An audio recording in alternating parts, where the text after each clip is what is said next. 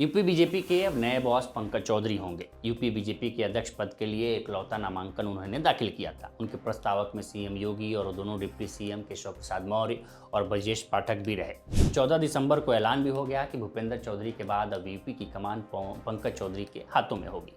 लेकिन सवाल है कि बीजेपी ने यूपी की कमान पंकज चौधरी को क्यों सौंपी है। खुद मुख्यमंत्री योगी आदित्यनाथ पूर्वांचल के गोरखपुर से आते हैं, तो फिर प्रदेश अध्यक्ष भी पूर्वांचल से क्यों। हम ये भी जानेंगे कि जिस कुर्मी जाति से पंकज चौधरी आते हैं, उस जाति का यूपी में कितना दबदबा है। इसके साथ ये भी जानेंगे कि लखनऊ और दिल्ली की लड़ाई में कौन जीता, यानी प्रदेश अध्यक्ष के चुने जाने में किसका पलड़ा भारी रहा। क्या पंकज चौधरी योगी आदित्यनाथ के विरोधी खेमे में है या उनके साथ तालमेल बिठा पाएंगे। नमस्कार, मैं उपेंद्र कुमार। राहत रूह आयुर्वेदिक तेल जो कर दे दिमाग को ठंडा, ये विज्ञापन कभी ना कभी आपने दीवारों, अखबारों या टीवी पर देखा या सुना होगा। इस तेल को बनाने वाली कंपनी के मालिक हैं यूपी के नए बॉस पंकज चौधरी। महाराजगंज लोकसभा सीट से 7 बार के सांसद पंकज चौधरी और यूपी बीजेपी के नए चौधरी बन गए हैं। जानकार पंकज चौधरी का नाम समाजवादी पार्टी के पीडीए फॉर्मूले के जवाब के तौर पर देख रहे हैं। उनका मानना है कि बीजेपी नए समीकरण की तलाश कर रही है, लेकिन इससे बहुत फायदा होने की उम्मीद नहीं है। बीजेपी साल 2024 के लोकसभा चुनाव के नतीजों से डरी हुई है। इस फैसले की वजह यह है कि पंकज चौधरी कुर्मी जाति से आते हैं, जिनका प्रदेश के कई जिलों में प्रभाव माना जाता है। लेकिन हकीकत ये भी है कि वो कुर्मी के सर्वमान्य नेता नहीं हैं। पंकज चौधरी का सियासत और संसद में जितना अनुभव है, पार्टी में उनका जैसा कद है, प्रतिष्ठा है, कार्यकर्ताओं में जैसी उनकी पैठ है, आलाकमान इसी उम्मीद के साथ पंकज चौधरी को यह जिम्मेदारी दे रहा है कि भविष्य में दिल्ली लखनऊ की हर गर्मा गर्मी को वह संभाल लेंगे।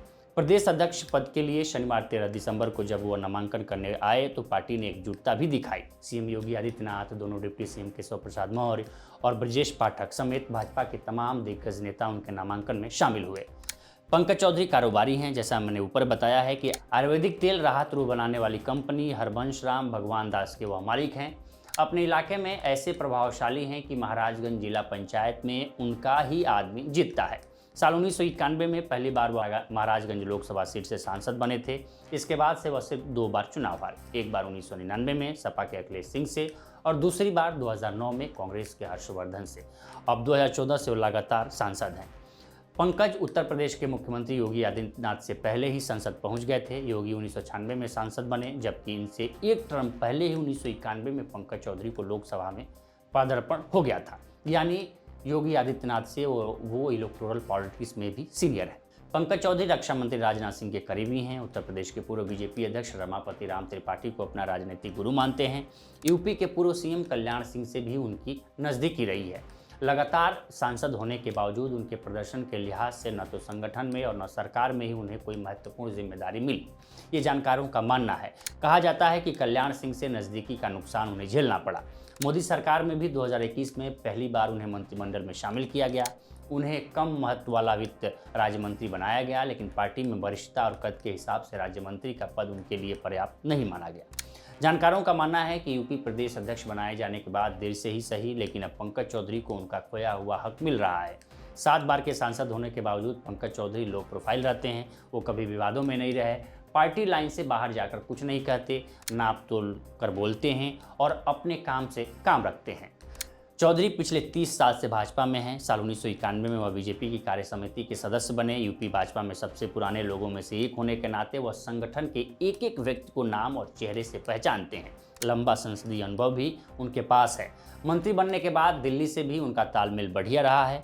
ऐसे समय में जब बार बार दिल्ली और लखनऊ में टकराहट हो रही है, बर्तन खटक रहे हैं, तब पंकज चौधरी जैसे समन्वयकारी नेता को यूपी में कमान सौंपना केंद्र और राज्य के बीच आई संगठनात्मक दूरी को पाटने का काम कर सकता है, ये जानकारों का मानना है। यूपी के सीएम योगी आदित्यनाथ से उनके पुराने संबंध हैं। दोनों साथ साथ सांसद रहे हैं।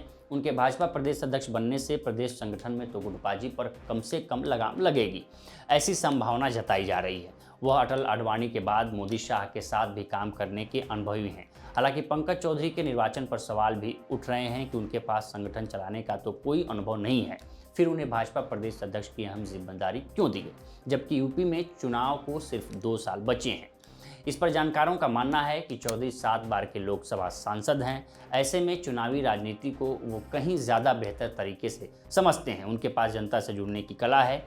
ये सब जो अनुभव उनके पास है, वो किसी संगठनात्मक पद पर न रहने के बावजूद उनकी उम्मीदवारी को धार देता है।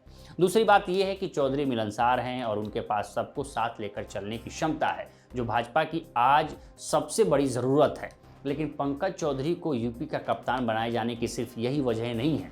वो ऐसे वक्त में मंच पर लाए गए हैं जब समाजवादी पार्टी ने 2024 के लोकसभा चुनाव में भाजपा को करारा झटका दिया है। भाजपा की यादव माइनस ओबीसी की जो सोशल इंजीनियरिंग बनी थी, उस पर डेंट लगा है। समाजवादी पार्टी अपने पीडीए फॉर्मूले को बहुत आक्रामक तरीके से आगे बढ़ा रही है और पार्टी को इसका तोड़ अब तक नहीं मिल पाया है।